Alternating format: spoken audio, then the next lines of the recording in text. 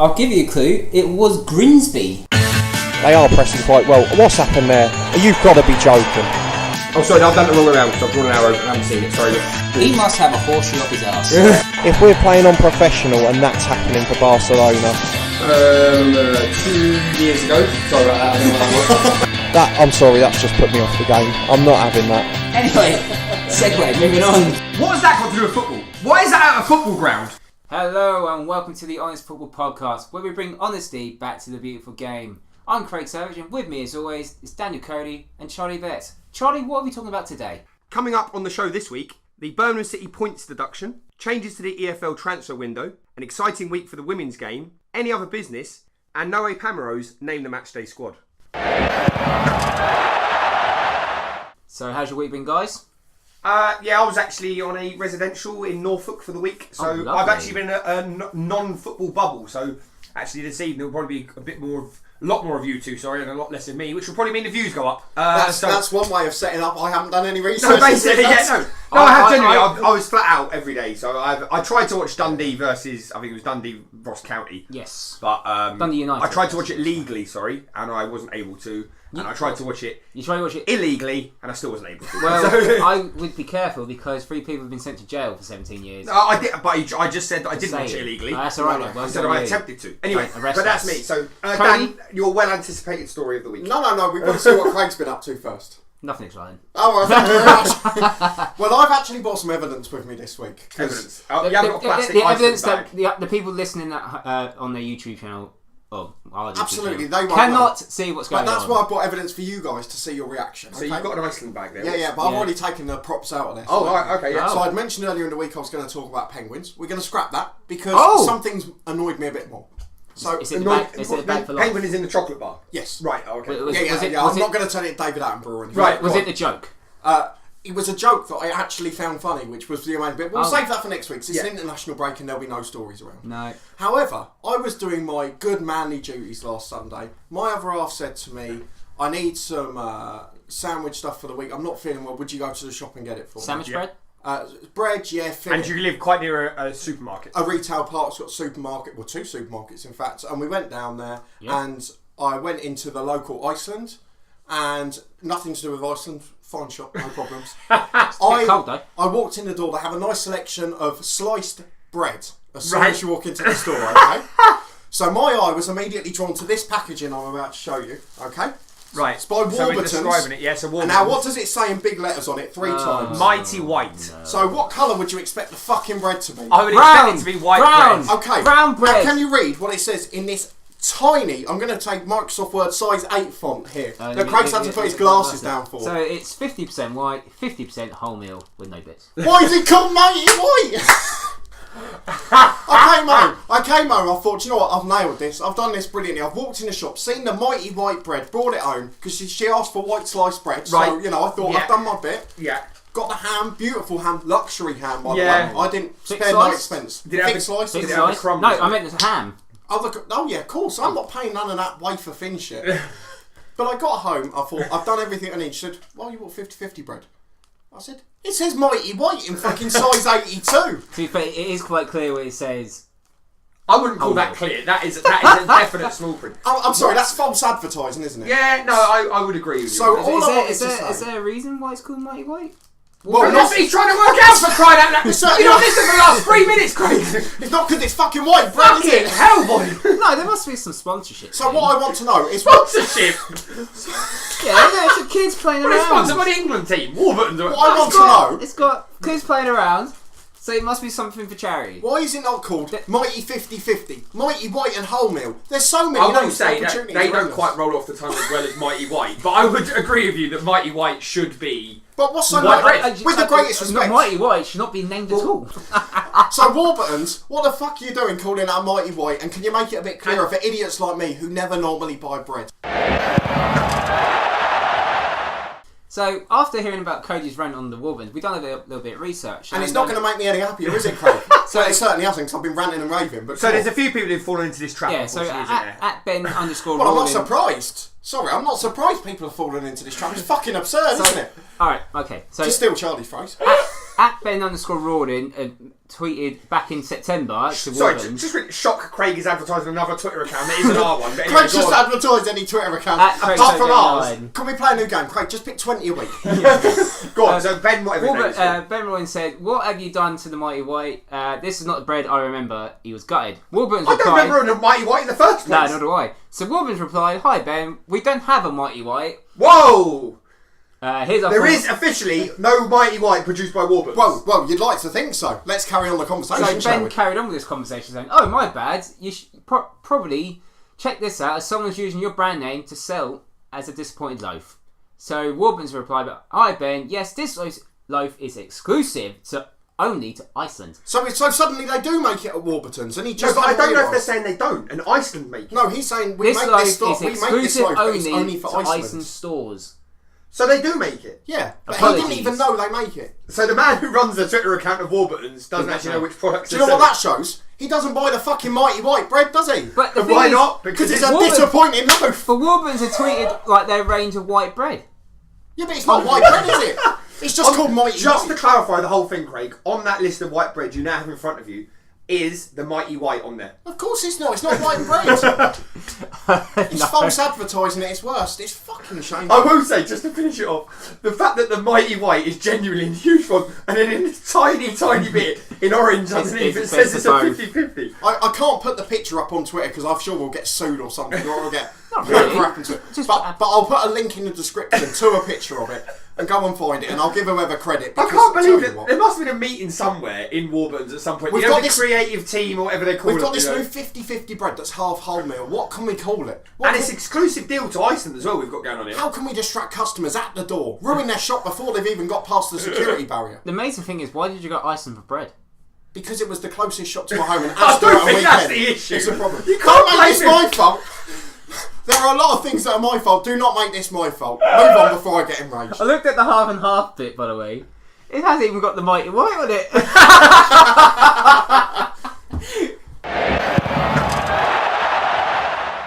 And now it's time for Ramble of the Week.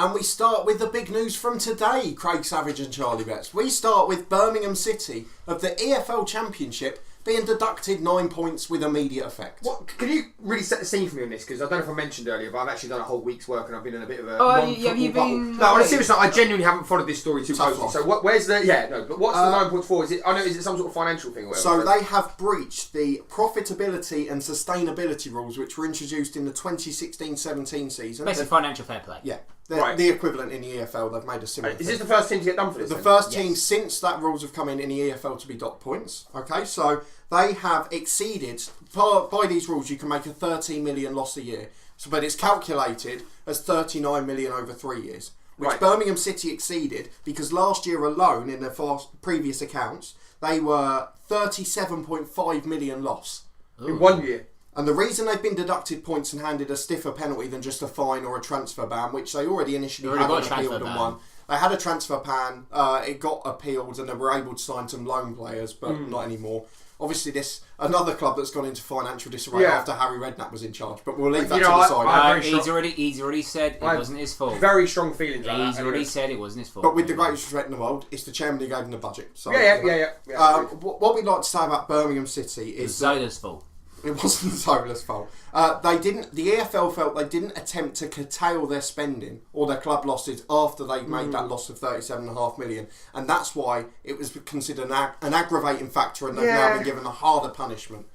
To be honest though, but the last few years, Birmingham, you know, there's been a lot of difficulties on the pitch, but to get yourself in that sort of state for essentially mid-table championship team, how has that happened? And if it hadn't been for an adjournment, our two head stories today could have been Birmingham and then Bolton. But obviously, we're going to have a couple more weeks before we talk about that. Trouble, wouldn't they? But, With a I mean, wind is up 9 and points fair? I don't know. Before we go a bit more into There's it, no Well, consistency, is it? It's a making it up as you go along. It is, and you look at all the other teams that have been given points deductions over the last 10, 15 years, it's never been a consistent format. But how do bigger clubs? Because surely Manchester bigger City clubs, were getting done for financial fair yeah, but play. even in the Championship, is it the same rules in the Premier League as what it is in the Championship, or is it like is it like the EFL and Premier League? Do they have their own separate? Not completely sure, to be honest. I'm not good at the Premier League. Either way, but surely, like even in the bigger teams in the Championship, so Villa, for example, how have they not fallen into this trap? Well, don't forget they'll still be getting parachute payments at the moment because they're within 3 years. So a Oh, lot of their losses will be But cut even by that. Forest or something, they're a fairly big club. Like how what I suppose what I'm trying to say is like Cutting wages, good sponsorships. New owners. But what are they? What was the main expenditure of Birmingham? Was it wages on players? Not and sure. that? Not sure. Things they've There's a had mental- good TV deals as well. Because even like there's a good account that we follow, Price of Football, where they have quite a lot of the club's accounts list. The Birmingham one's a bit more vague than some of the others, it's fair to say, which shows a lack of transparency. But I wanted to mention something from this that is going to really drive you nuts, Charlie, which was this decision was made to deduct 9 points by a independent commission, a term you hear all the time in football. Go on. Every decision's made by an independent panel of 3 people, even if it's deciding to overturn a red card. Yeah. Okay? So this independent panel, I'm sure some people probably knew this, but it absolutely baffled me. The 3 men on there, an independent chair, okay, so completely independent to both parties. Keyword. Completely independent. Yeah. The other 2, have a guess, who chooses them? EFL. Yeah, that's one. FA. Premier League? No. FA? No. Birmingham? Yeah. What? Parliament. So a guy from Birmingham. So someone from So the decision of the punishment for Birmingham in the EFL Was by a an person from independent Birmingham. panel of 3 men is 1 independent chair, 1 representative chosen by the EFL, and 1 representative chosen by Birmingham. So they're not employees, but they're people that are employed, or people that are selected by the EFL. Why would you not just have? For fuck's sake! That doesn't Do you know make what sense. that would be like going into court and your like solicitor turning around to the defence solicitor going to the the judge or whatever. The jury? No, he definitely did it. Like, do you know what I mean? You just completely. Do you know what I don't understand out of this? Because I'm going to assume here that the person from Birmingham, or the person that's on behalf of or selected by Birmingham, clearly said and no. the one from the EFL, I'm pretty sure I know which way they're going to vote. Yeah. So why not just have the one bloke who's Well, there that's as what I was gonna independent? say, surely just have Because the- every time, surely it comes down to his vote. You're right though. I don't. Just to go back a step in terms of us debating it a bit, is 9 points a fair punishment? Like, would you say that's fair? Is that because It's who gets affected unprecedented by that? It's you the know? first one, isn't it? 9 points is a random number, like 17 was with Bournemouth and. But why? Rotherham. I mean, is a points deduction fair? Is it fair that the fans should suffer if they because can't- of if the they- ill the management thing is- of the club? Or Their logic was if they can't afford to pay the fine, then what's the next best option is to deduct them points.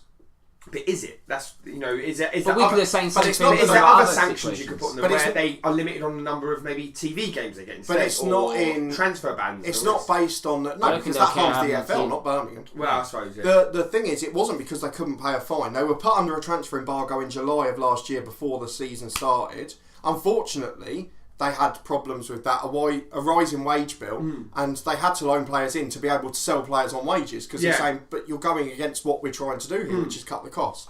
But the problem for them is the potential penalties is up to and as high as 21 points for breaches of spending regulations. So 9, I guess as an initial one, seems quite lenient based on that. I'm sure if it was Luton Town, it'd be 21 points. But absolutely. The first, but even I mean, I know you're saying Not bitter. it could have been worse, but that's still. I mean, they're never going to. It perpetuates its own downfall in the sense that then you deduct them 9 points, so then they're going to finish lower, which means less money because they're going to be lower down the league. Because obviously you pay per place. They're going to struggle to then get players, so I suppose just increasing the chance of them actually getting even less money and get themselves in more of a situation. There was choice of if we either deduct them now or deduct them start of next season.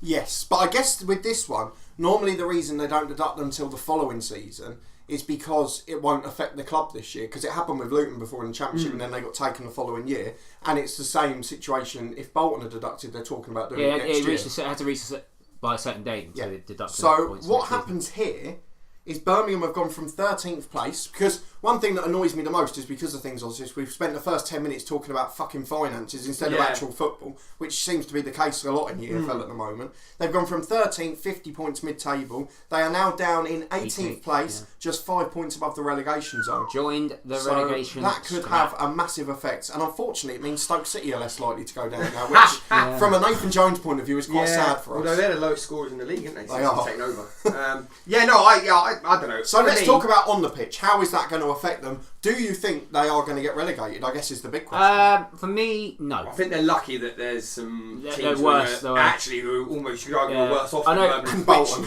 I know we predicted the teams at the start of the season who we thought will go down. Rather spectacularly wrong as well. Yeah, like Preston, for example. But obviously, we know. I think Bolton will go down, and we know Ipswich are going to go down because of Paul Lambert. Someone predicted Hull, that which is worse. I'm still not having that. That's not Paul Lambert's fault. QPR down there, just what I was saying. Yeah. But yeah, it's a fight for the one. I think they're lucky. Another year, there's been stronger championships than this. Another year, they could have easily gone. This is still a strong championship. From there to the. I guess the one thing that we do have to say is it's quite sad that having talked about this for 10 minutes, they're not the club in the worst financial position in the championship. This is the second tier of English football. What I think you will see is even amongst players and agents is a massive loss of confidence or trust in them, and there'll be a mass exodus. And I don't think Birmingham are going to pull in any sort of decent players anytime soon. For that reason. You could have said Bolton and Birmingham. Well, we could have cut one name, and you could have used it again in 2 weeks. Exactly. No, it's true. I mean, as a player or even as an agent, you're not going to trust that club to pay their players and do all this other stuff. So for me, there'll be a mass exodus, and I don't think they'll attract any decent players anytime soon. And we can only apologise if there were some slight interruptions in that, because we're currently being swept away by Partick Thistleby, Inverness Caledonian. I tell you what, it was a fucking. I've got to be honest, the second Inverness goal was unbelievable. I know I missed it because I was actually concentrating on I was listening, and then that was an absolute worldie by that. What's up anyway, next? moving on. Shall we move on to the other EFL story of the week? Go for it. Yes. So we have to say before we talk about this, it has not officially gone through yet because it has to be put to the board meeting at the AGM in April. But is it commentary? It looks 99% likely. No, it's a generic EFL one. There are going to be more significant changes to the transfer window from this summer.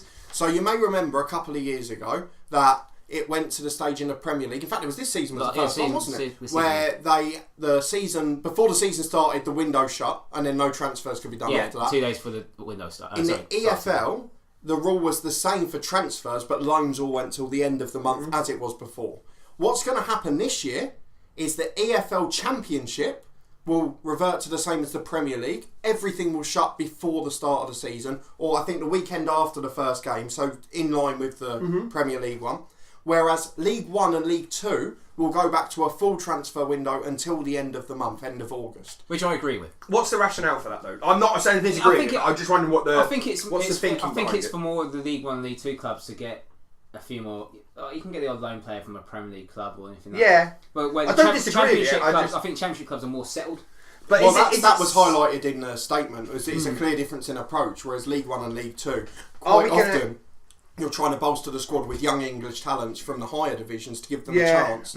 And realistically, that benefits English football in the future. So. Yeah, I'm only asking the question, and I'm not saying I necessarily agree with this, but are you going to end up with a situation where there's going to be sort of League 1 and 2 players, maybe promising ones who are sort of stuck at a club when they could have maybe got a move if the window's lined up? Do you know what I mean? That's up to the clubs itself. Well, yeah, no. What I'm just saying is, if someone then has a good start to the season, they're sort of stuck until Christmas. Then keep having a good start to the season. Yeah, I'm just putting it out there. I don't know if that. You can't have a good start to the season then move after 3 games. Well, that's not true because Isaac Vassell left after 2 games for Luton. Yeah, so and look what happened to him. Yeah, well, absolutely. No, but the sort of principle is, I don't know. You got to stay. Well, the next thing for me then is obviously the National League is then a completely different thing. I'm going slightly off topic, but bringing it back. Obviously, the National League is completely different, in the sense of. So should that, because of the amount of professional clubs that are in there, should they fall in line then with the football league? This is what I wanted to talk about. One, it's not a professional league, so technically probably not. No. But I watched that last, Charlie, the Chester City documentary. Go on. Thank you. And as much as I found the documentary completely underwhelming, it did remind me. We'll go through that in a minute. We'll go through that towards the end. That's any other business. We'll talk about Chester City. But what it did bring me back to is when the EFL was the same as the National League is now, which is there isn't a transfer. It's just open until the 3rd week of March, as the National League clubs are now.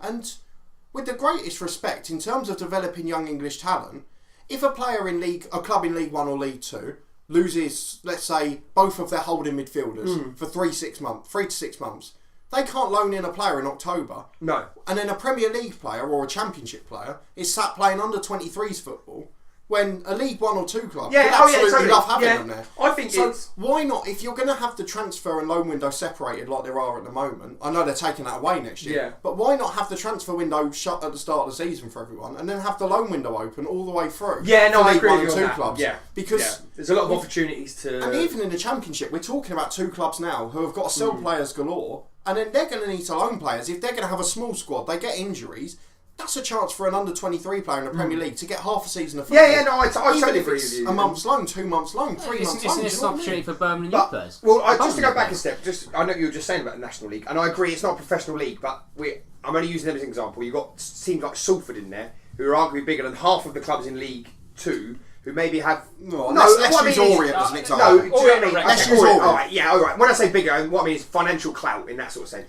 But is that fair to then say, right, you've got free reign throughout the whole season in a league which the standard maybe isn't that much different between... But you could argue that it then, for clubs like Solihull Moors, who have to run on a squad of 18 or 19, that means they can then loan one in when they get an injury, or buy a free transfer when they get an injury. I say buy a free transfer, get a free transfer in, and that means they're able to stay in the title race. So I'd argue in the National League, it's probably led to tighter leagues and closer pushes for playoffs and things like that.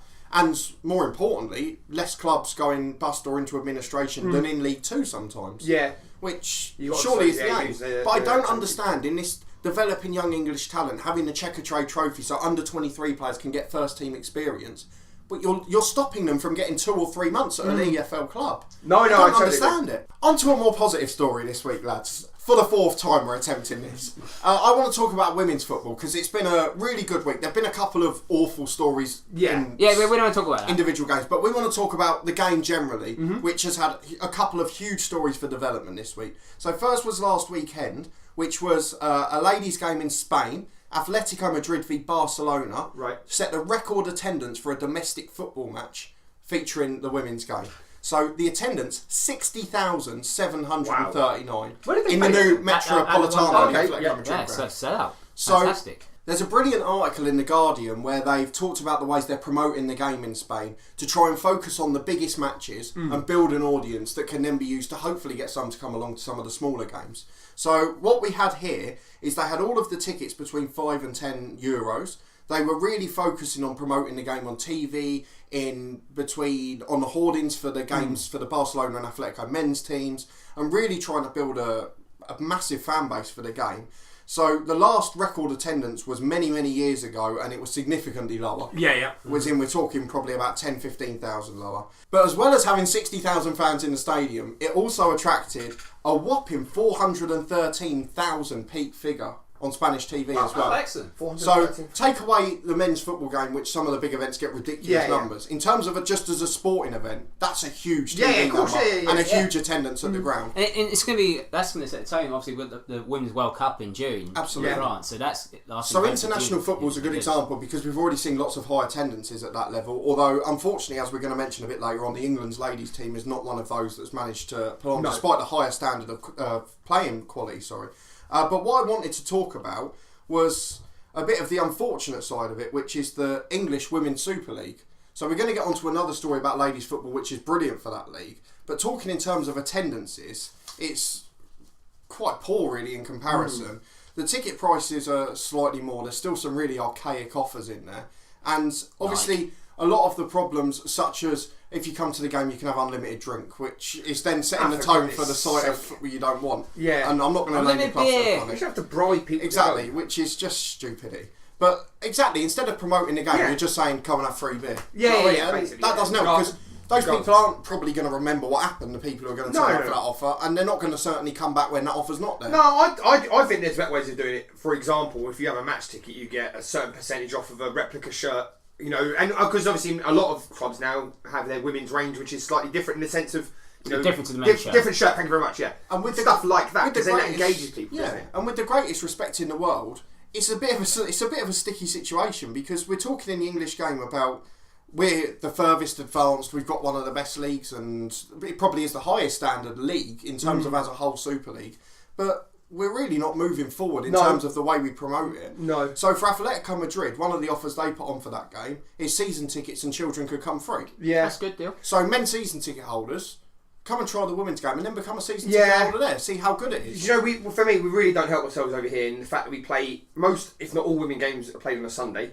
And Correct. what do you have on a Sunday? Well, The nowadays, same team plays. no. But what I'm saying is nowadays on Sunday you've got bloody Super Sunday all day from like 1 Oh in the no, yeah, that's afternoon. what I'm saying. Like, say for example, So you're never Man gonna United get- women were playing away somewhere. Let's say Charlton, for example.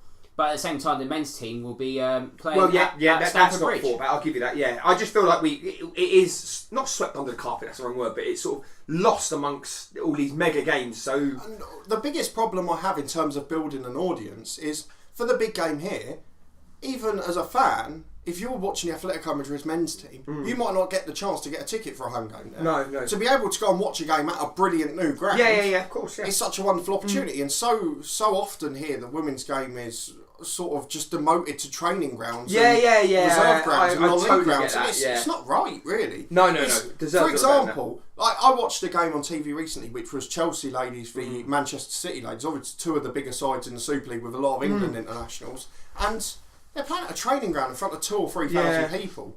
And Well, do you know the what- standard, hold on a minute, the wait a standard minute. is bloody good. Do you know what pisses But you off about that?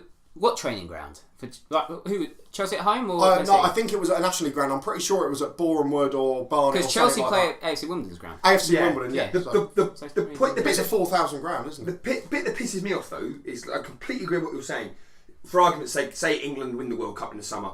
The FA and that will all be suddenly, on top of it and Oh, we promoting need to it. put And more they're money. right on the what's the term, like the tails of it all. Yeah. But they're not willing to sort of celebrate the bits that lead to that national success. I'm not saying we will win the World Cup, but that sort of thing. They're sort of never know. promoting the She Believes Cup. But that's they won, and it feels like they're only sort of there. That's when it what this suits them. article's really saying. They're saying in the Spanish game they're promoting Exactly. the domestic game, which isn't beneficial to the Exactly. FA, but it's beneficial to the game. Yeah. Because obviously Barcelona have got England striker Tony Duggan, and she said it's just unparalleled with English football. Yeah. It's like playing at Wembley, but you've got an atmosphere and it's a domestic game. Yeah. Whereas in England, as you rightly point out, the FA only highlight and promote the games that are beneficial to them. Yeah. So FA Cup final, the Women's FA Cup final, and the same for the national team, Yeah. where they're at Wembley, and that's only because they're getting the ticket revenue. Yeah, no, I completely agree. And why not put a bit of effort But into sometimes the the national Super team League? don't even play at Wembley. To put it into perspective, the Women's Super League, the largest crowd to watch a game, the highest attendance, 5,052. See, if they get the opportunity to play at their own stadium, then they should do that. But But then to put it But into then again, perspective, they have the deal with this. Like for example, Arsenal have a deal with Boreham Wood, Chelsea have a deal with AFC Wimbledon, Man United probably have a deal with Altrincham. But unfortunately, I guarantee you, like you've just said, Arsenal ladies won't be playing at Boreham Wood. Arsenal are playing Liverpool on the Sunday on the same day Yeah. in the men's game. In So, schedules. then of I course they're gonna get want to take out the nonsense for that deal, because you're saying at the moment that they can't do it because they're tied into that deal. Let's just say Stardust in 3 months' time, the women's game, England win the World Cup, is fantastically popular in comparison to what it is now. There's a lot more people going, and now there's so much demand for tickets that they can't be played at Boreham Wood and Yeah. Altrincham. I bet they'll find a way out of that deal. Yeah. It's No, I probably think- it's probably other reasons as well, like costs for like paying like stewards for like say for example at Old Trafford or But Man, Isn't not these things are Anfield. professional, aren't they? But with That's the, with the greatest respect, is that not a great opportunity to then get families into the women's game? Because we talked last week at length, and our main story was about people Yeah. coming onto the pitch and Yeah. the atmosphere at men's games. Is it not more of an opportunity to get families involved and say, football's for everyone? Yeah, I feel like that, as we on a serious note, I feel like women's football has come a long way in a short period of time. It has. It's still got, in my opinion, it deserves to go a lot further than what it is at the minute. Not further. Do you know what I mean? Like, But the standards compared to the amount oh of yeah, people not watching the it, standard. standards Not the standard. Sorry, standards no. are growing. Yes, no, It's I'm not about the standard. I'm referring to the support and the resources it receives in comparison to the men's game. it still seems to have this stigma around it, which Yeah, it doesn't completely, really need. But to put it into perspective with what you were talking about, the FA, in May 2018, the FA Cup final at Wembley, over 45,000, Yeah. they promoted it for a month and a half. Oh, I was going to say, I bet they That's promoted that exactly. to death, didn't they? Which is the injustice of it. And that's the problem. But let's talk about something that could be much more positive for the women's game, particularly in England, which is Barclays announced a multi-million pound sponsorship. Obviously, they sponsored the English Premier League for a long time. Very long time, yeah. And they're now going to sponsor the Women's Super League. So from next season, it will be called the Barclays Women's Super League. Yeah.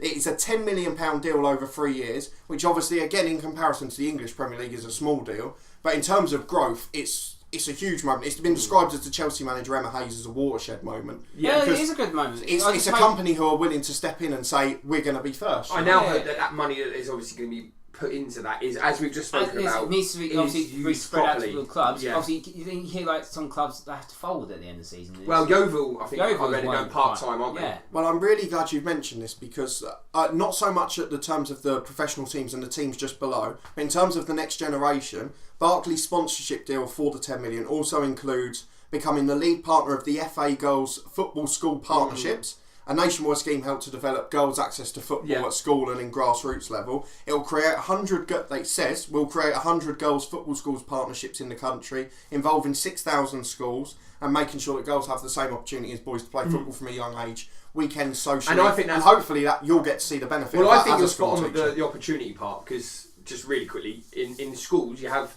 the school, as you remember, the boys' fixtures are played like once every week or fortnight, whatever. The girls are rare, yeah. No, the girls is a one-day tournament, and that's. I mean, I can only speak for our local authority, but if that's what you're saying from such an early age, the disparity between the two, that the boys get a proper league and there's a cup final and there's all of this stuff that goes on, and yet girls you're limited to a one-day five-a-side tournament.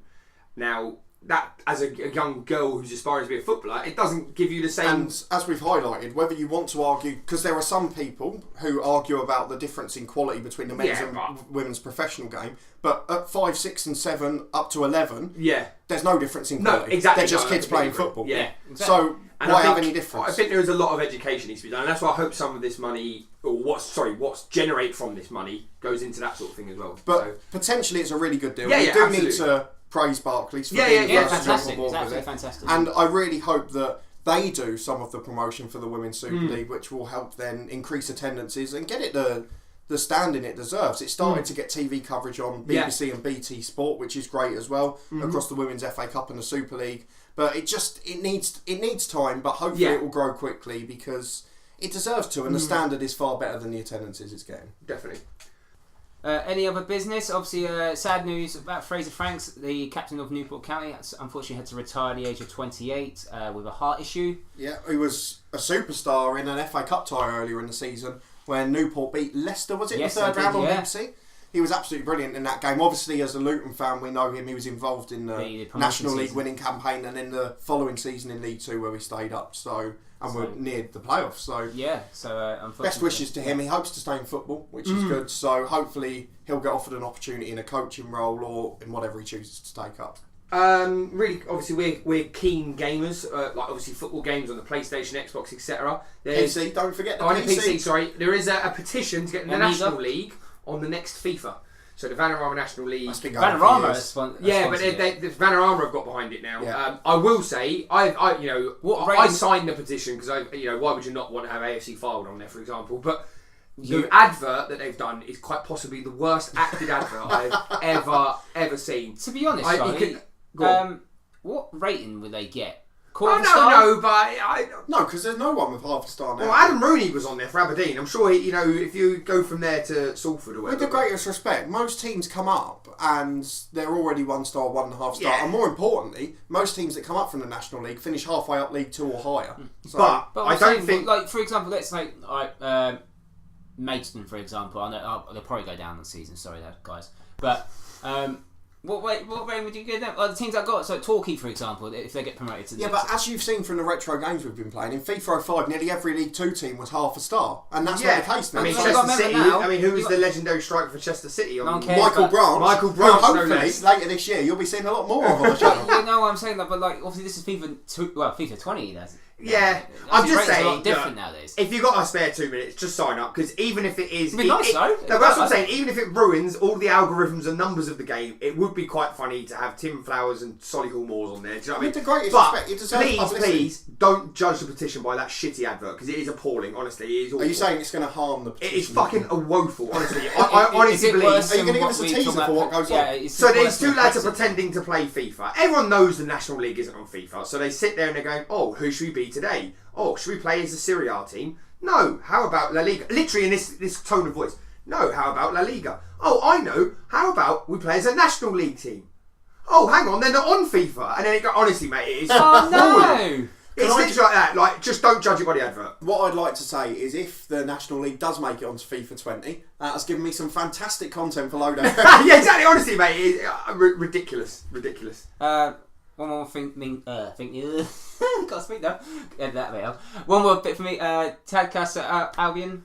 What? Say that? What did you just say? Start again, mate. You sound like you're drunk. I was drunk. One more thing for me. A team up north, Tadcaster Albion. They playing Leeds. Obviously, this week the flooding, the bad weather happened, and their pitch has been completely flooded. It literally landed on. Was it a river down? Yeah, river down there. It broke, and it's basically covered the whole pitch. The grounds were in. They're trying to raise money.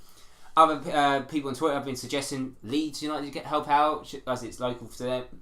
I hope they get like a friendly or raise a little bit of money. As they've got a lot of money, they can do that. But hopefully, obviously, it's a lot of money to. I mean, it's a bit of a shame. It's something that unfortunately has become more common here because of the extreme weathers, climate change, etc. Let's not get too sciencey or political. Unfortunately, one other thing related to that, another club that's in a little bit of trouble, but not because of flooding, but because of vandalism again. Fort William this week, nonetheless. Oh no! They had their clubhouse and such a lovely club. They're not being rude. They're struggling enough as it is. So they just just done a massive fundraiser with the football manager guy Loki. They'd raised a few £1,000s. They'd filmed a BBC documentary which was coming out in June, and there's been a lot about that on social media. And I don't know whether it's jealousy, whether it's a local club trying to get in the news, or whether it's just a couple of idiots in the region. The shame is it pretty much negates any money they've raised, isn't it? Yeah. For the cost of the repair. And that's the problem. A lot of people have gone into their pockets to give money to a Just Giving page to get them a few £1,000s to do well, and unfortunately that money's now going to be spent on repairs, and it's just... Damn it. Just stop fucking vandalising clubs. Yeah, It's Seriously, not it's better good. things Why to do. waste your time? Well, that's what I mean. It's like I said before. You're not getting. There's not a lot of money in an actual football ground. Kept there. What are you getting out of it apart from just fucking? And at clubs like that, you're not getting. You're not. There's not even equipment in there. What I are you going to can't get? A couple imagine- of broken footballs? It's possibly the most beautiful non-league ground I've seen because you've got Ben Nevis in the background. What kind of idiots go up there and start vandalising that anyway? Well, that's enough sad negative news for any other business. Let's move on to question of the day, or name the matchday squad, Well, where I'll probably get beaten again. Now Craig's in double figures. No, I'll lose this week. Oh, what a strike, Hammerrow! An unbelievable strike from the Frenchman. Okay, it is now time for the unofficially sponsored by Noe Pamero Name the Matchday Squad game. So, I'm going to name a fixture in which you two are going to name any of the starting 11 or substitutes who came on. It is sudden death. Yeah. Don't worry, explain the tiebreaker because we're not going to get We're there. going to get to that far. It's 10, currently 11? 10-4 10-4 to myself. So, Charlie, what's the game? The game is going to be, well actually Craig, it's quite ironic because you've been watching this rather than doing the podcast for the last hour, which is an England match, a European qualifier. So, no, I'm joking though. So we're going to go back to 2008 when unfortunately England were famously beaten by Croatia. I remember that game. 3-2 at Wembley.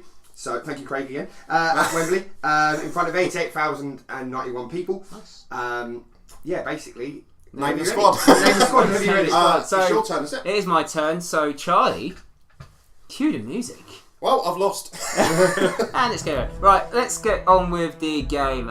England v Croatia. I will go with Scott Carson. Oh, wonder blunder. Yes, Scott Carson starting goal. Both teams made 3 subs. By the Can way. I go for a man who I think scored on that day, which was Nico Cranshaw? That's Harry Redknapp's favourite. Nico Cranshaw did play. Did he not score the goal that was the blunder? Yes, He did, didn't from he? 35 yards. He did start the game. Sol Campbell. He started for England.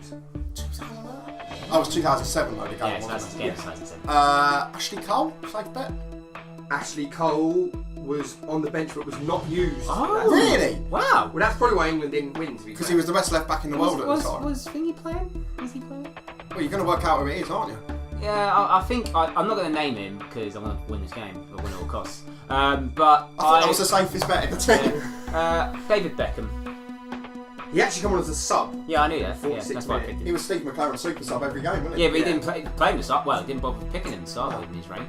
But So yes, that's Craig. bad. You The win game. safest bet in English football. He's got one, like the third highest cap maker now, hasn't he? Yeah, but he didn't You win can the see Bridge why, if you listen to the team now, you can see why It's England bad. probably Did Wayne didn't- Bridge play? Well, I'm about to go through it. Okay. You can probably see why. But surely England still the didn't win. likes of Gerrard, Lampard, Rooney, and all that are going to be. But in why there, did you pick Ashley Cole? Because he seemed like the Yeah, safest I'd player. have gone for Ashley Cole to be fair. So England was Scott Carson, Mika Richards, Sol Campbell, Jolyon Lescott, Wayne Bridge. That's a bad back four.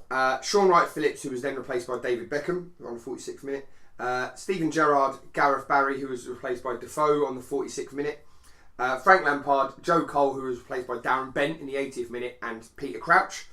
Subs not used that day: David James, Ashley Cole, Wes It's Brown, quite a lot, and isn't it? Owen Hargreaves.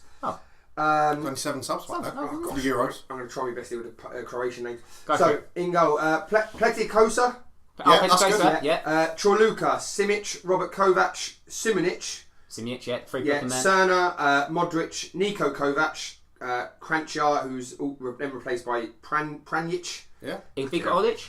Olic, who was replaced by Rakitic in the 84th minute. Eduardo, who was replaced by Petric in the 69th minute.